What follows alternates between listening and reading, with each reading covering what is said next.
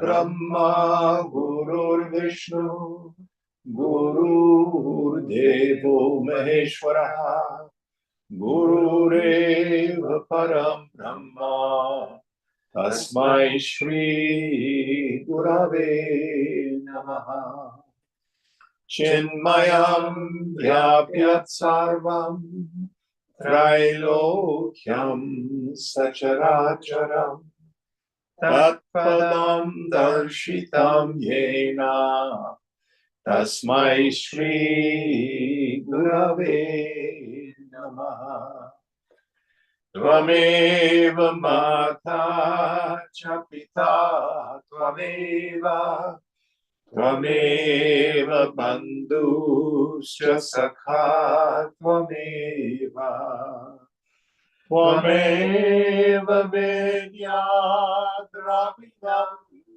Tvameva Tvameva Sarvam Mama Deva Deva Tvameva Sarvam Mama Deva Deva.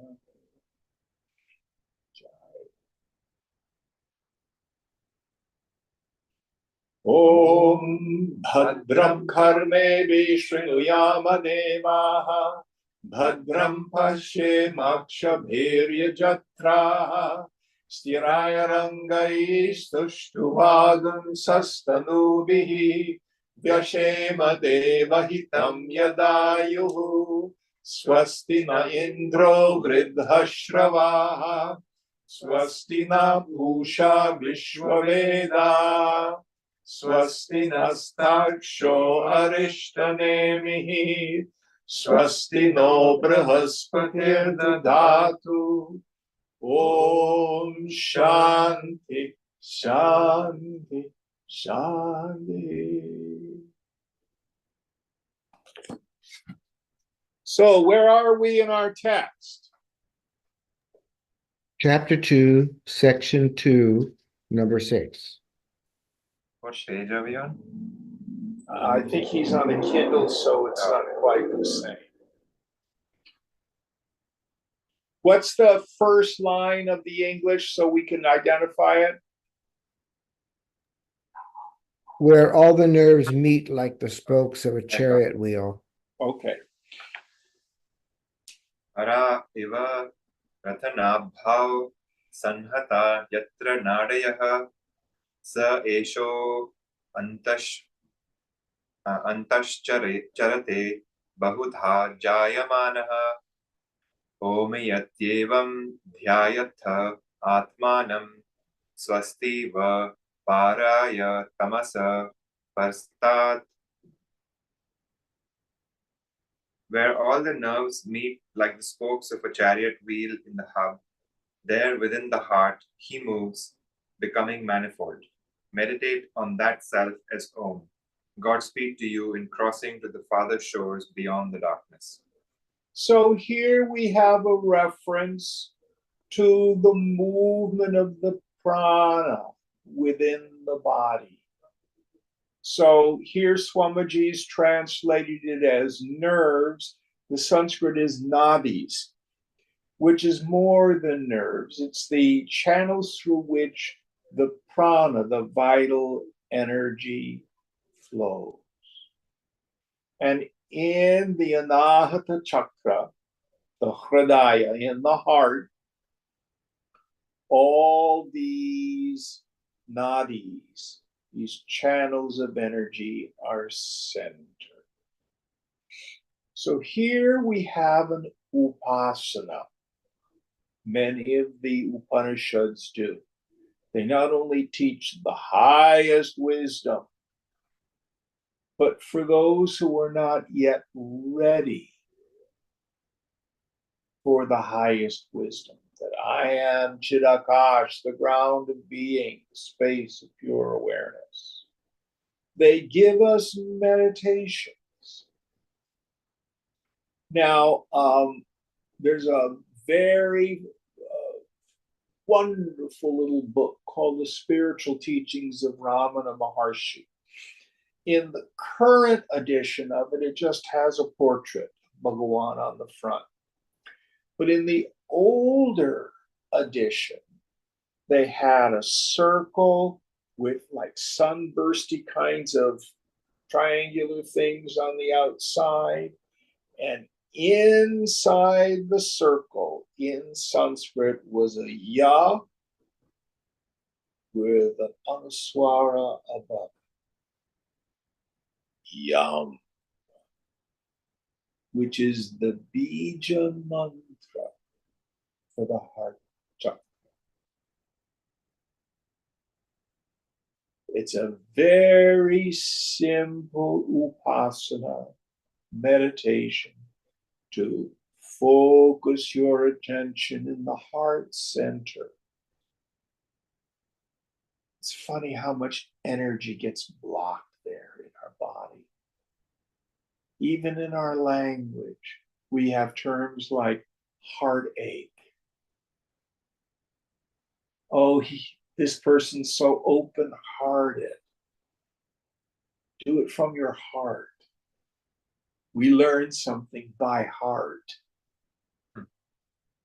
So many words. I don't know if Hindi has It does, yes. many of the same kinds of references.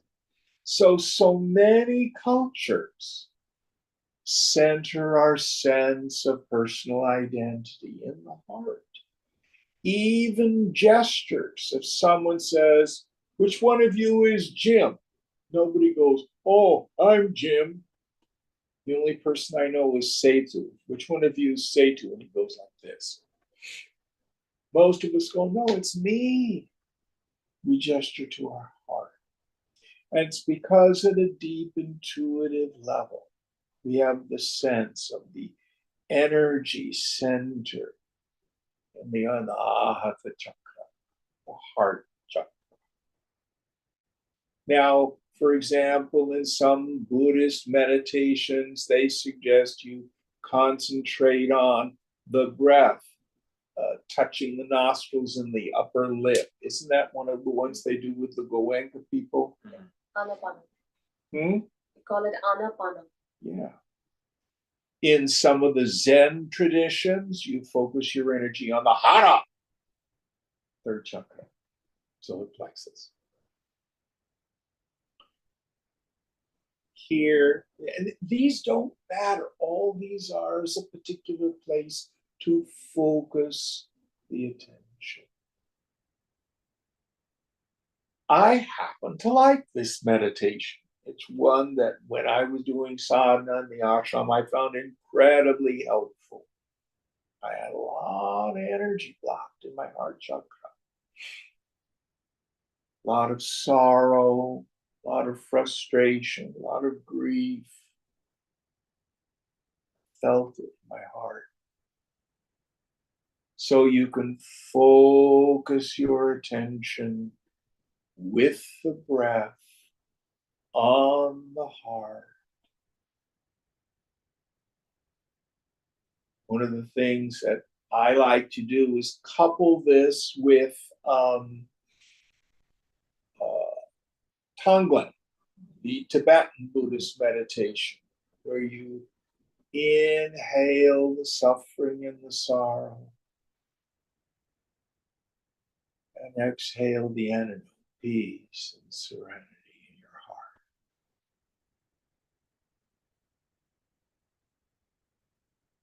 Some of you may find value in this, but understand that it's upasana.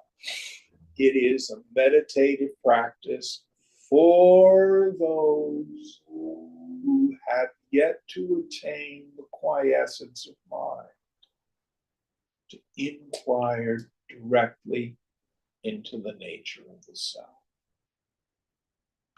And again, in many of the Kriya Yoga traditions, Tantra Yoga traditions, you'll find various Kriyas or practices where you move energy visually with the breath, with pranayama throughout the body, frequently focusing on the Anahata Chakra.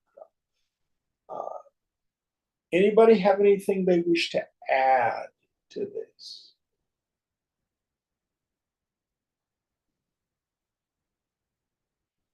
It doesn't mean the self is geographically located in your physical heart or even the heart chakra.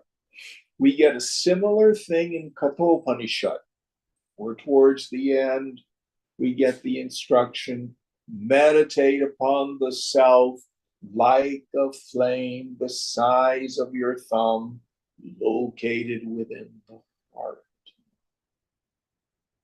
Doesn't mean, oh, I realize the self is all a little flame inside my heart.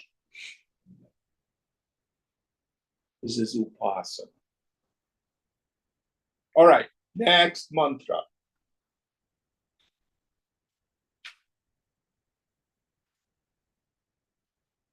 Ya sarvagnya sarvavidyasyaisha mahima bhuvi divye brahmapure yesha vyomnyatma pratishtitah manomayah prana sharira neta pratishtitone hridayam sannidhaya tadvijnanena paripashyanti dhira ananda rupam amritam yadvibhati. He is all wise and all knowing, and his is verily this glory manifest in the world.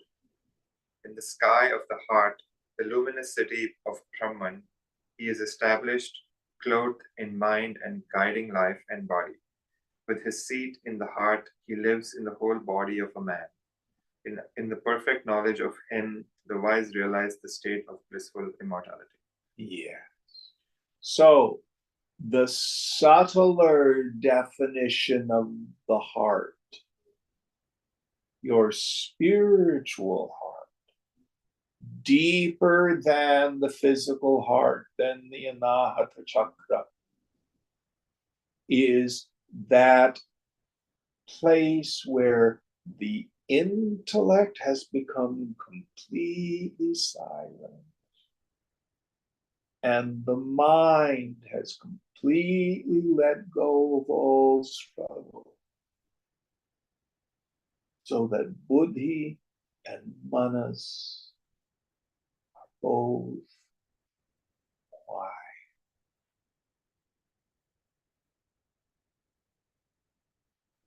The implication here is, what is the context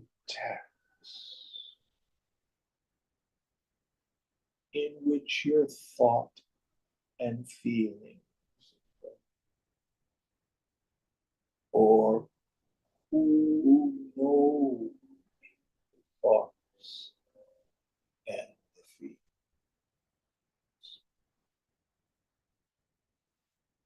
The scriptures define mind and intellect as the awareness of the flow of vrittis. Remove the vrittis, and what's left is pure aware.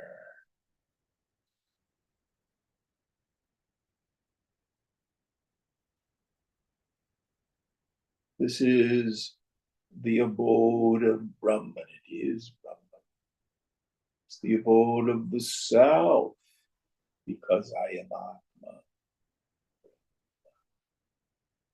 It is the context for the mind, the intellect, even sense perception.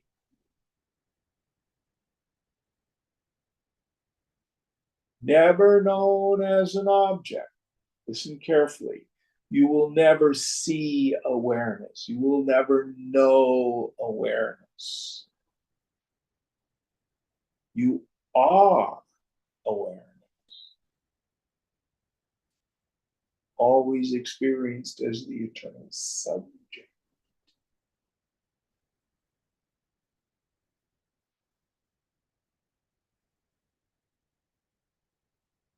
closer than hand or foot, closer than your breath,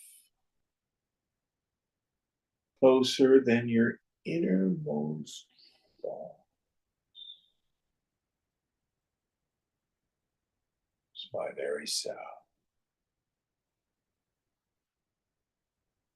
This is the deepest meaning of the Hridaya. Again, not geographically located anywhere. Any thoughts or comments? Next verse.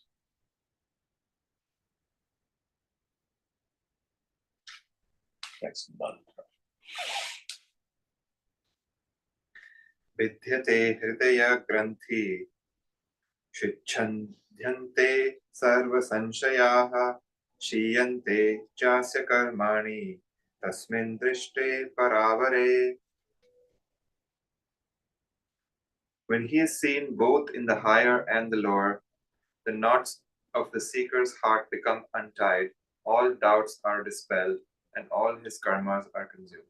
Yes. So we have this very poetic term, the Hridaya Granthi, the knots of the heart.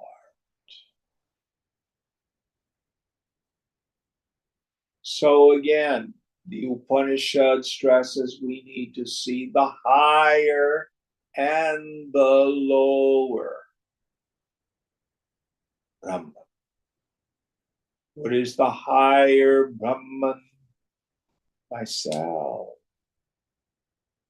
which is Nirupam, without any form, always known as the subject. What's the lower Brahman? Saguna Brahman, Brahman with qualities. It's the body, mind, intellect. It's the phenomenal world which comes about same way the dream does. So on a microcosmic level, we could say your mind is the higher mind. And the characters, people, places, things, and conditions in the dream are the lower mind. Mind without qualities. Mind with qualities. Brahman without qualities. Aham. Brahman with qualities. Sarvamidam. All this. So what the Upanishad is saying, don't be content with saying, oh, I've got it all figured out. I know I'm the witness. How do I know that I'm only have half the puzzle? Because the world still has the power to upset me. Why does the world still upset me? I think it's real. And I think I'm still affected by it. My mind is still affected. So if we travel through Viveka Chudamani, the wonderful pedagogical journey that Shankara takes us on, after we've discriminated between the self and the not self, he does it in two different ways. First, through the three bodies, Stula Sharira, gross body, Sukshma Sharira, subtle body, Kana Sharira, causal body. And he does it again with the Panchakosha, the five koshas. I'm not the Annamaya kosha, the food sheath, not the Pranamaya kosha, the vital energy sheath, not the Manomaya kosha, mental sheath, not the Vijnanamaya kosha, the intellectual sheath, which has the karta, the agent in it, and not the Anandamaya kosha, the unmanifest, deep sleep. At the end of that, the Shisha says, "Oh, Guruji, after negating all that, there's nothing left." By what instrument then is the self known? And the Guru says, "Clever are you in your ability to discriminate. Know the self to be that by which everything is known, without which nothing can be known. Yet itself is not unknown, but never known as an object. Realize this in yourself." Thank you, Guruji, I got it now. Wait. We lied. There's no not self. What we've been calling the not self is also the self. Wait, this doesn't make sense. And then we discover how to see the self in and through the phenomenal objects. Sarvam kalvidam brahma. This is verily. This is the realization of the higher truth and the lower truth. Brahman without qualities.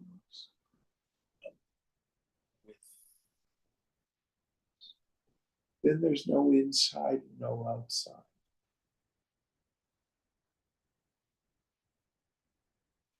Any thoughts on this? Next mantra.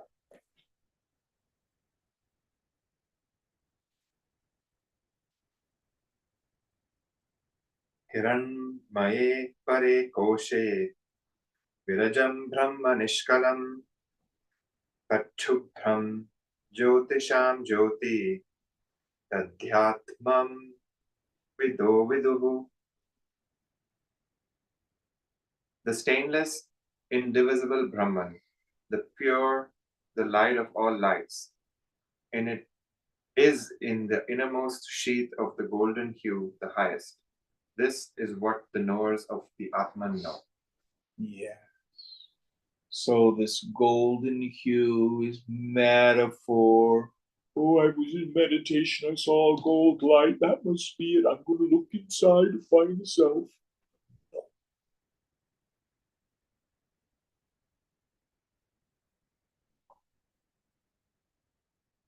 Here the inference is just like peeling an onion, or Shankar will call it munja grass. I don't know what that is. Is that like lemongrass?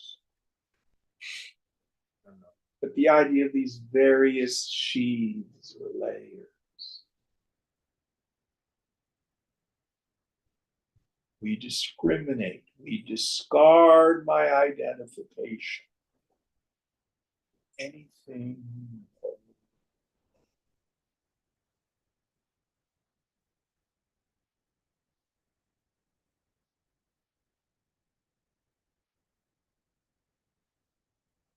Until my mind gets quiet enough and I can see the thoughts go by, arising out of silence, occurring, and then merging back into silence.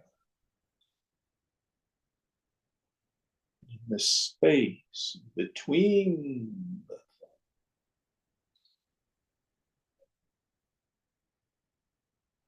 who knows the thoughts and the space between.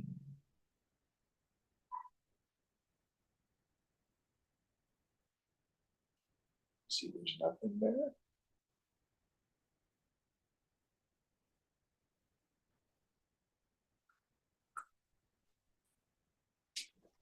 You're safe.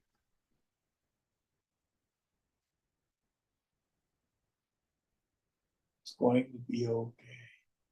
Always.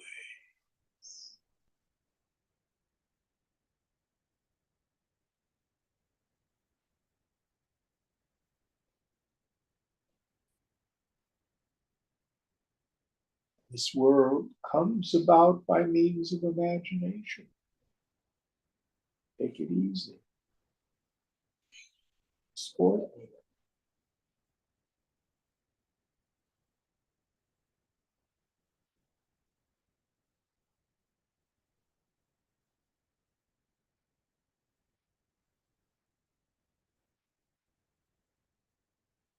Do you want to be happy?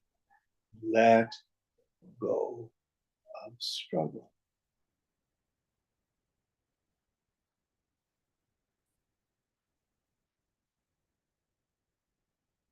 Let it be.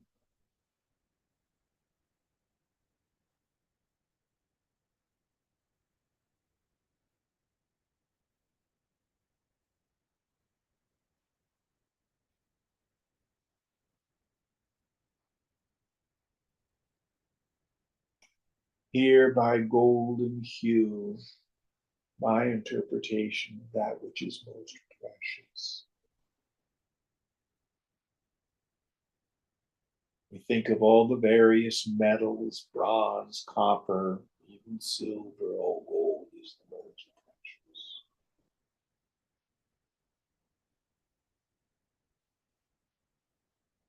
What is most precious? Myself. Even when I think the things of this world are precious. Oh, I want a widget.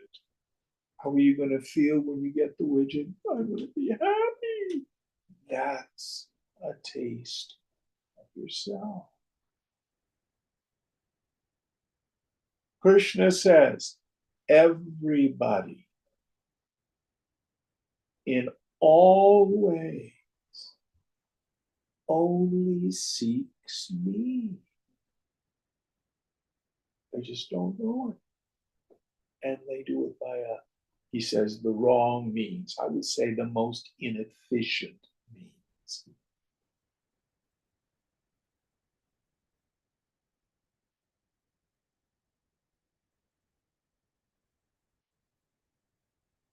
I want to go from here to a house at the end of the block.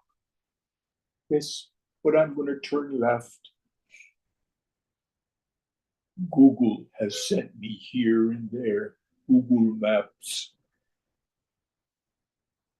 takes me half an hour.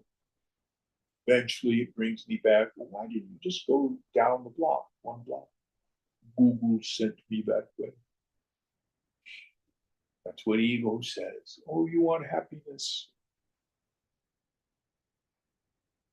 Google is going to say people, places, things, and conditions. Get this, that, and the other thing. Struggle, struggle, struggle, struggle, struggle. Where do you come back to yourself? You just don't know.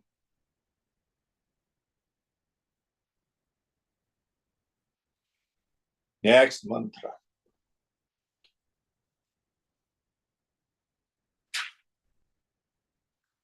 न तत्र सूर्यो भाति न चन्द्रतारकम् नेमा विद्युतो भान्ति कुतोऽस्यमग्निः तमेव भान्तम् अनुभाति सर्वं तस्य भासा सर्वमिदं विभाति. There the sun does not shine, nor the moon, nor the stars. These lightnings also do not shine. How then can this earthly fire? Verily, everything shines after him, reflecting his glory. This whole world is illumined with his light. Yes. So, in the language of poetry, Surya, sun, Chandra, moon, meaning no thing is there.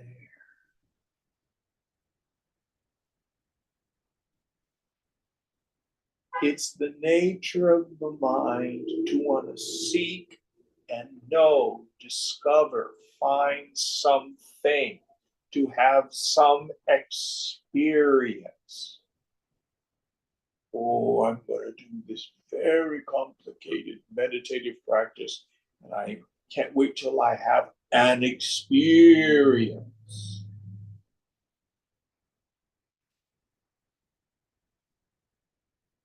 And here the Upanishad is saying, there's nothing there.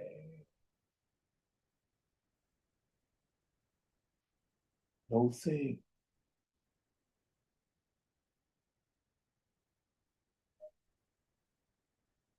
Yet it is not void. It's full. Full of what? Bhava, being. Chit, sensual.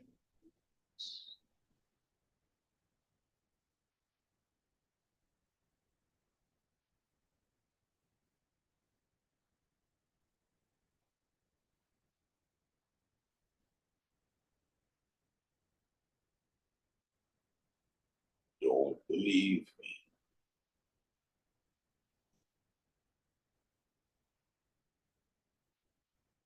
Remember what you're looking for, you're looking with.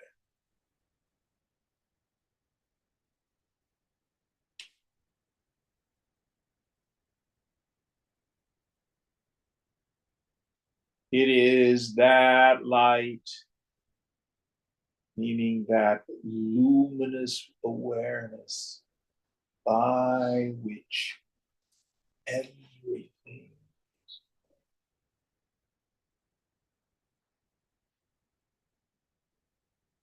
Kshetra, Kshetranya, the language of Gita. The field, Kshetra, meaning all the knowable objects, emotions, thoughts. Kshetranya, the knower of the field. Aham, I.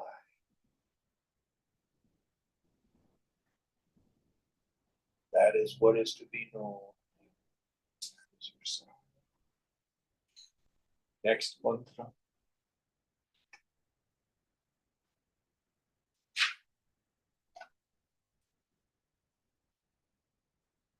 Brahmai Vedamam Vritam Purustat Brahma Paschat Brahma Dakshinat Chottarena Adhyaschodharvam Cha Prisitam Brahmai Vedam Vishwamidam Parishtham Iti Mundako Upanishad Dvitiya Mundako Dvitiya Khandaha.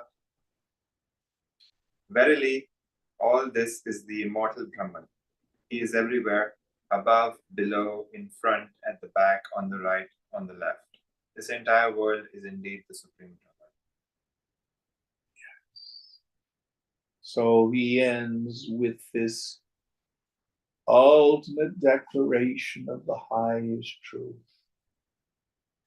Not only is this phenomenal world illumined by Brahman, but this phenomenal world is Brahman. Nirguna Brahman, higher Brahman, Parama Brahman, always experienced as the subject of Saguna Brahman, with qualities, meaning the phenomenal world, which too is nothing but there is no otherness. There is not God plus anything. I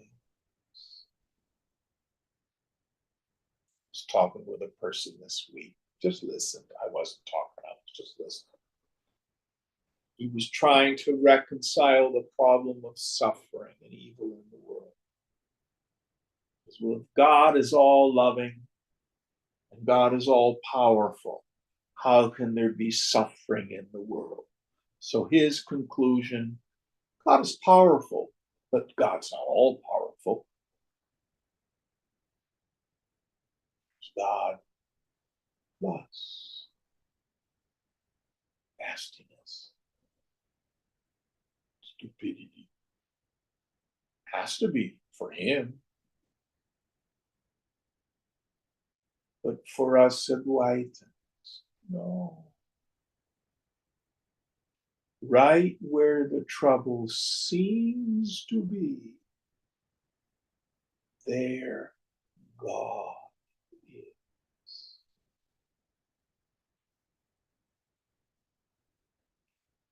All I need to do is give up my belief that God is an underachiever, that God's job is to do things my way.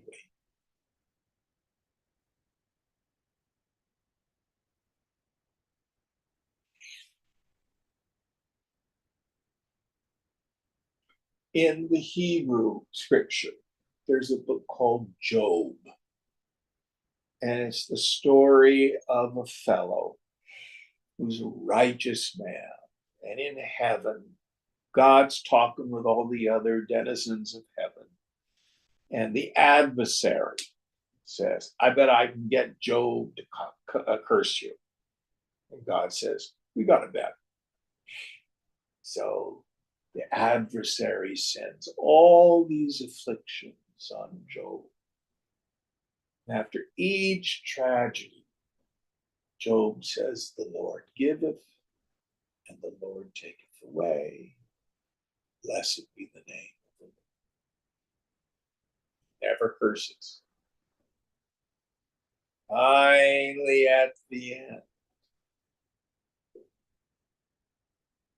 he basically says, okay, God, I'm not going to curse you. I will always bless you. But why? And God says, who are you to question?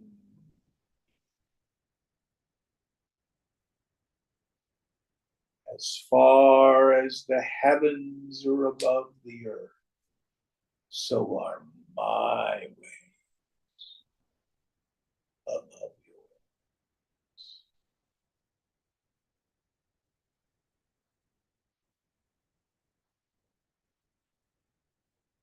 The implication is it's like trying to explain nuclear physics to an ant.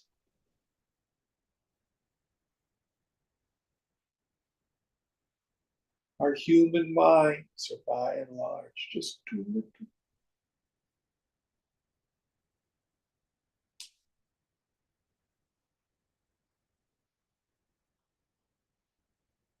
Yeah.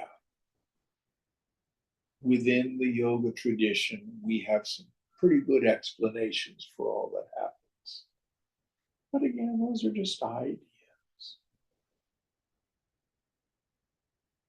I think what the book of Job invites us to do is live in mystery.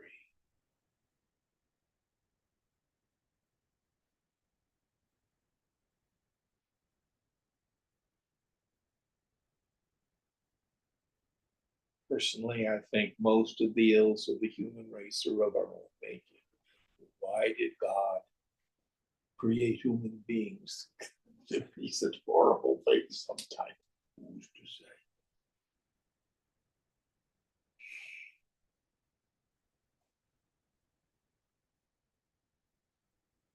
Sa Guna Brahman.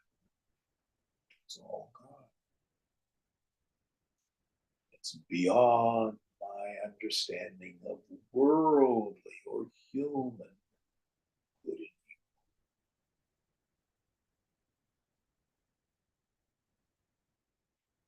So the Sthita Prajna Purusha, the person of steady wisdom, the Jivan Mukta, the person liberated,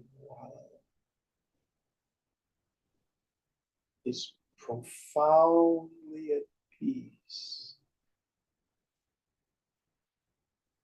as profound repose.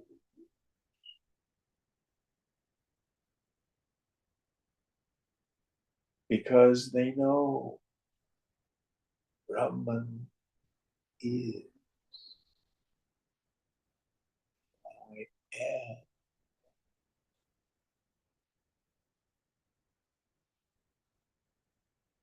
Brahma Satya, Jagat. Brahman alone is real. The Jagat, the phenomenal world, Nitya, illusory.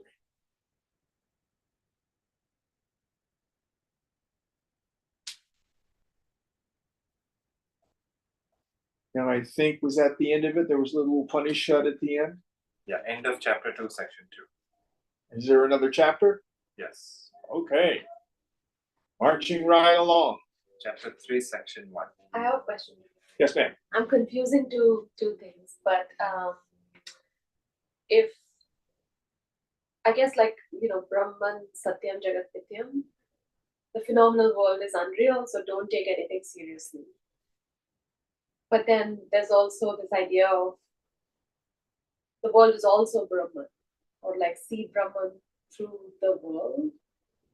I guess I'm a little confused about how the unreal and seeing Brahman through the world reconciles. Or how to Okay. The way to understand that is, again, exactly what we have in Mandukya. Go to the dream state. If you understand the dream state, it'll all be clear.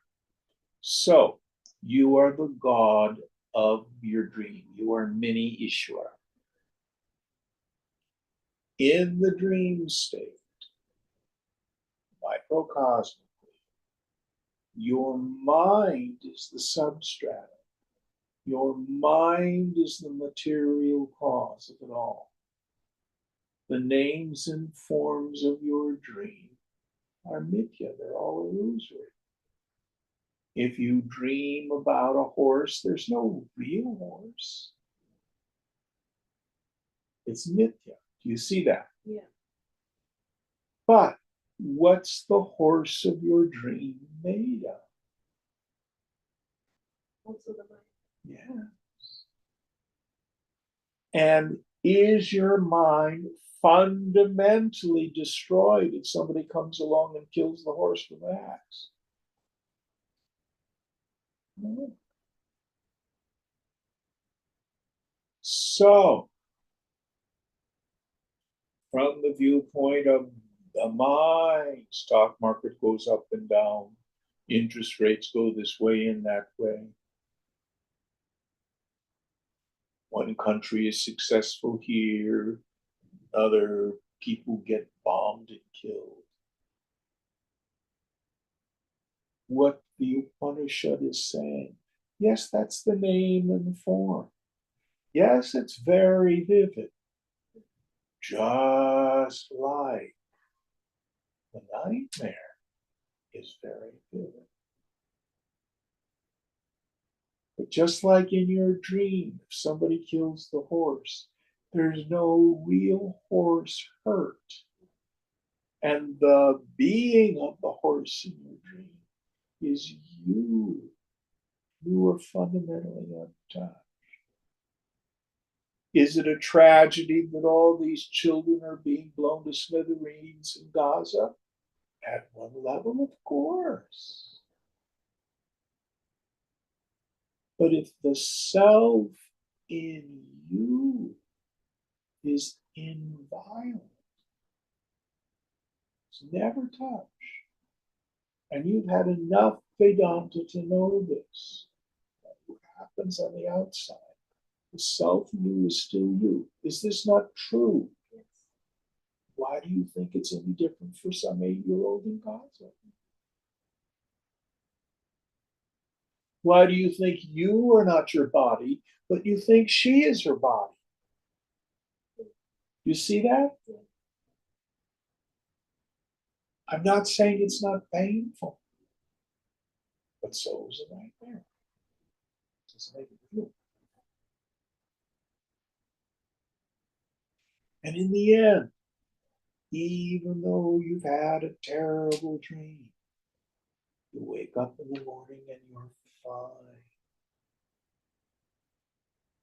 So all of these tens of thousands of people suffering in Gaza or Ukraine or Russia or the Sudan or Oakland,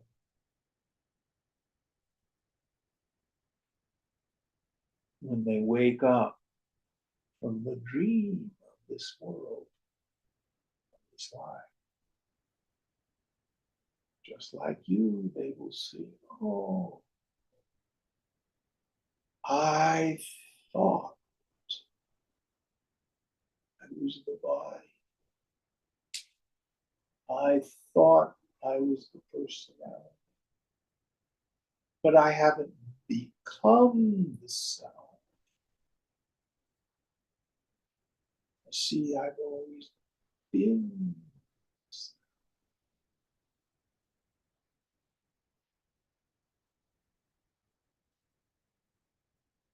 Is that useful? Yes, thank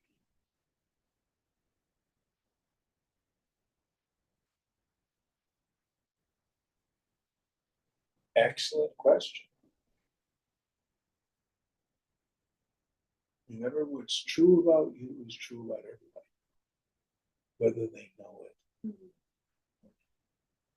Yeah, I guess there's a part of me that's maybe waiting for proof from others that tell me you're awake too. So then I know you're okay, but I have to trust that they have their own journey. And I don't need proof from anybody else. No, no. Nobody can really give you proof either. They do, it's also unreal, I guess. Well, you can have someone else who's a fellow traveler in this journey, and they may say to you, Sound, have you seen, at least on occasion, that the self in you is this grounded being, this witnessing consciousness? And if I were to ask you that, how would you respond? Yes, I've had dreams. I've had the same journey and the same insight. I did not meditate for years and years and years and find out that I'm a little big milk bottle. You know, the same. And if it's true for you, and I say it's true for me, even if someone doesn't know it in their mind, doesn't mean it's not true for them. If Puneet were to wake up in the morning and decide, Sound, I've decided gravity isn't true. We're all going to fly off into outer space because of the centrifugal force of the Earth. What would you think? That he's gone crazy. Crazier than you. Crazier than usual. But does that make it true? Does it mean that his body's not subject to gravity? Nothing relatively real changed at all because he had a stupid idea. You see that? Yeah. 500 years ago, the vast majority of Europeans thought the world was flat. Didn't make it true.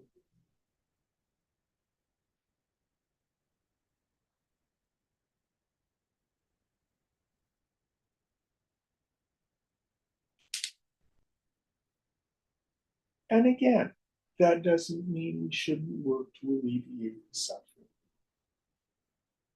And there's alleviating the relative suffering. And then there's making ourselves available to do something about deep suffering of the Kali. So many people in ignorance.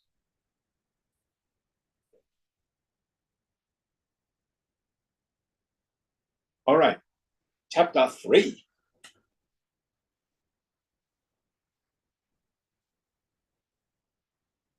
Wow, Suparna, Sayuja, Sakhaya, Samanam, Viksham, Parisvajate, Tayoranya, Pipalam, Swadatyan, Nannanyo, Abhijakashiti. Two birds bound to each other in close friendship, perch on the self same tree. One of them eats the fruits of the tree with relish, while the other just looks on without eating. So, in the language of poetry, this is the famous image taken from this Upanishad. I call Mundaka the Tweety Bird Upanishad. So the tree is the tree of life. And the two birds are the jiva, the sense of individuality. In the mind, when I think I'm a person, think I'm my body. What does this bird do? It eats the fruit of the tree of life. I engage with the sense objects, deciding they're inherently joy-giving or misery-producing. And I develop attachment, aversion, and fear. Raga, Desha, Bhaya. Attachment, my conviction, I'm bereft of happiness. I need that in order to be happy. Desha, I'm bereft of happiness. I need to get rid of this stuff in order to be happy. Bhaya, fear. Well, I'm basically okay, but I'm terrified I'm going to lose what I have. Future. Oh, what am I going to do? I only have an expected actuarial lifespan of another 30 or 40 years. I'm going to die.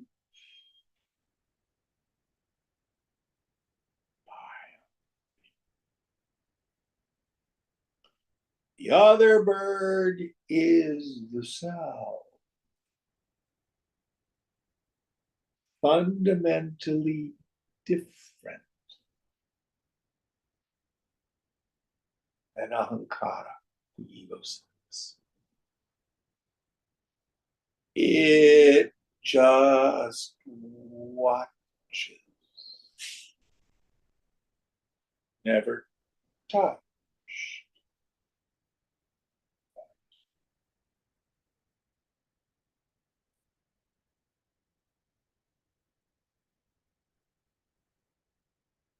Let's see what the Upanishad says about these two Tweety birds. Samane vrikshe purusho nimagno nishaya shochati muhyamanaha jushtam yada pashyanyan nishamasya mahiman miti vitashokaha. Seated on the self-same tree, one of them, the ego, sunk in ignorance and deluded, grieves for his impotence. But when he sees the other, the Lord, the worshipful with his glory, he becomes free from dejection. So here we have again in the language of poetry a description of what is self-realization. And again, I'm fond of the paradigm we get in Yoga Vasishta. Both bondage and liberation occur to the mind. The self is ever free. So in the metaphor here in the scripture, it is the egocentric Tweety bird. It is the personality. It is the human mind. Technically speaking, it's the Vijnana Maikur that undergoes its transformation. When it's in the state of ignorance, it has the firm conviction, I am the body, I am the person, the individuality. It may even think I am the transmigrating soul going from lifetime to lifetime. Or it may mean I'm the transmigrating IT person going from company to company. Same thing. What happens to it when it sees the other Tweety bird? Meaning, it is the human mind that does sadhana, viveka, vairagyacha, discrimination between the self and the not self, between the real and the unreal, between the subject and all the objects. I'm not the body, I'm not the feelings, I'm not the thoughts. Who am I? Oh, I'm not a person. I'm that grounded being, Chidaka. The term that Vidyaranya uses, borrowed from Gita, Kutastha. Self that is still and immovable, untouched, unattached. It is that egocentric personality that becomes the liberated personality.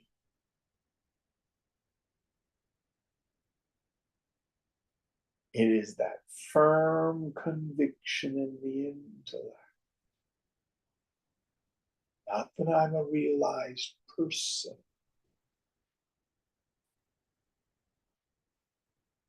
Chidananda Rupa. My form is bliss conscious.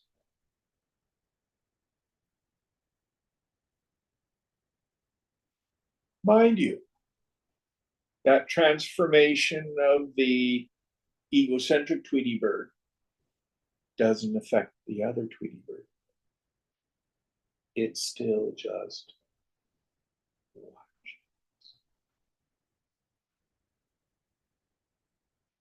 Listen carefully.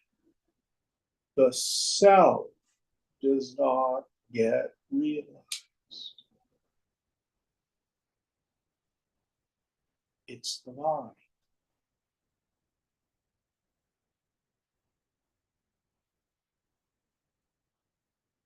But that doesn't mean just because it occurs in Maya that it's not important, because it's only the mind that suffers.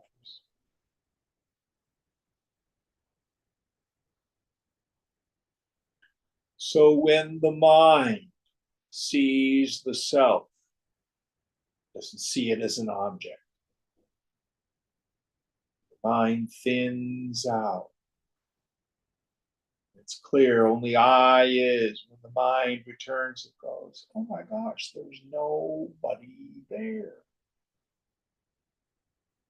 I can't think a real thought.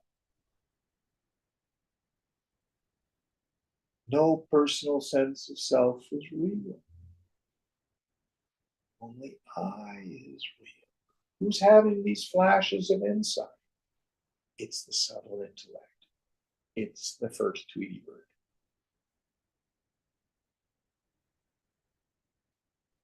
Any thoughts on this? All right, next mantra.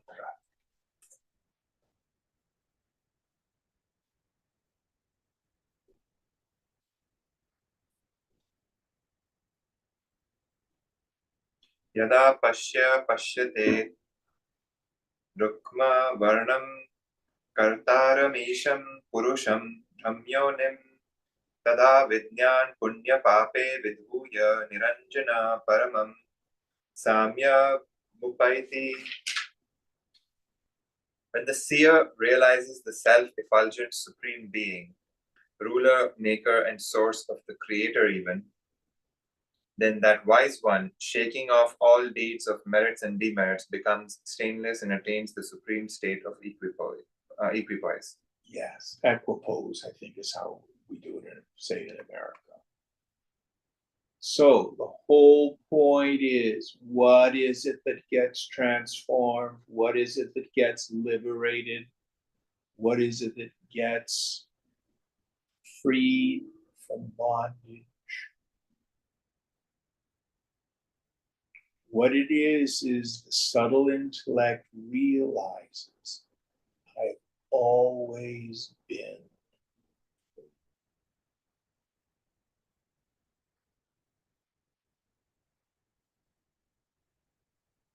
And in that insight, it shakes off the tribulations of the world. Because the mind sees the fundamental unreality of it. If the mind throws up a personal sense of something, what am I going to do about my problems?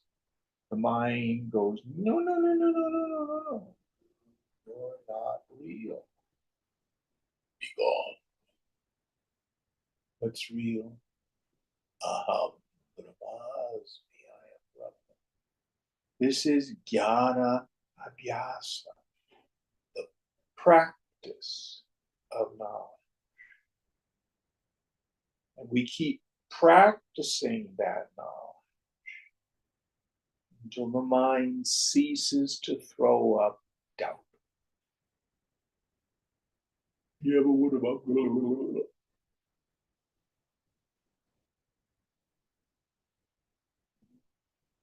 All that's left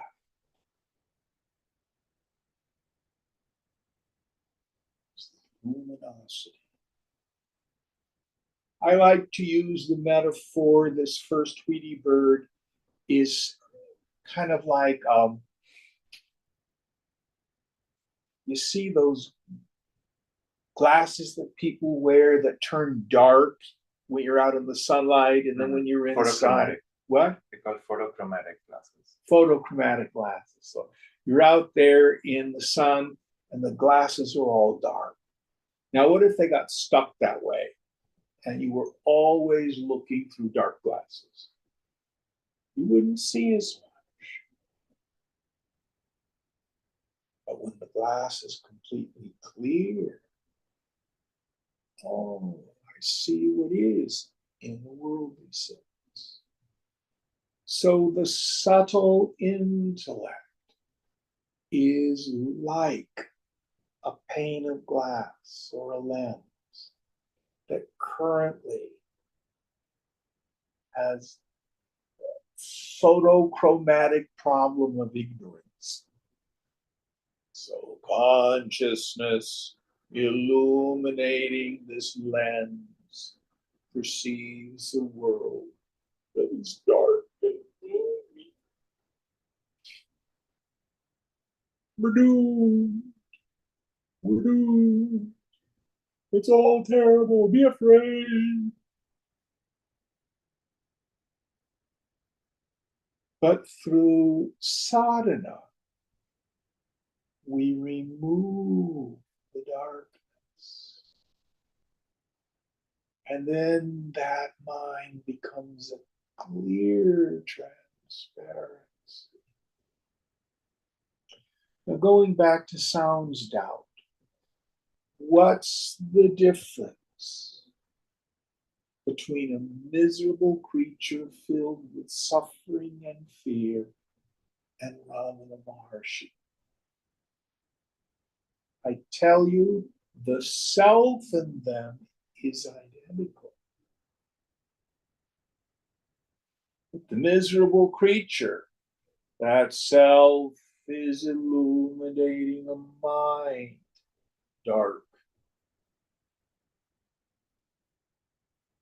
covered by ignorance, and then the subsequent projection. I'm a person and this room sucks. Bhagawan, his mind barely had thought at all. The still, clear transparency. The light of the self just poured through with all its brilliance and glory.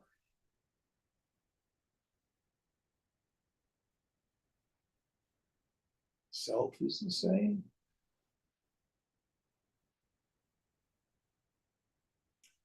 How do you and I, at least to some degree, achieve that transparency? What's the root cause of the problem? What makes the glasses go dark? What do they put in the glass to make them do that?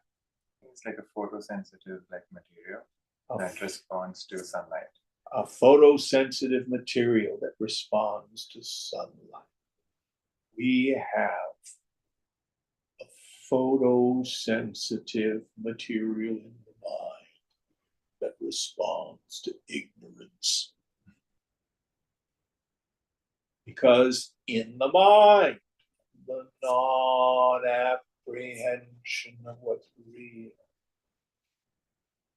in the darkness of raga, devesha, bhaya, shava. Jiva bhavana gets thicker and smaller and thicker and smaller. I'm such a miserable person. I'm a piece of dog doo-doo. I'm a worm.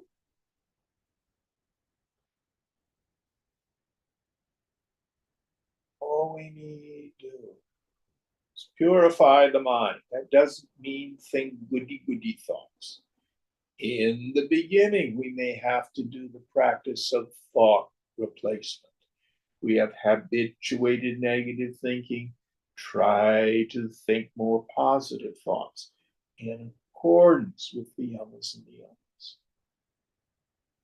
But in the end, the way we purify the mind is to have fewer thoughts. We abandon even the good thoughts.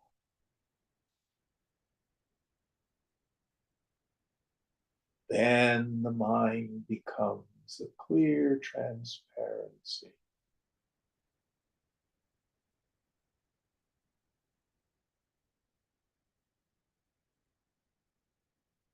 This is the process. All right, we'll stop here. What mantra are we on for next week? Mantra 4. Chapter 3, Part 1, Mantra 4 for next week.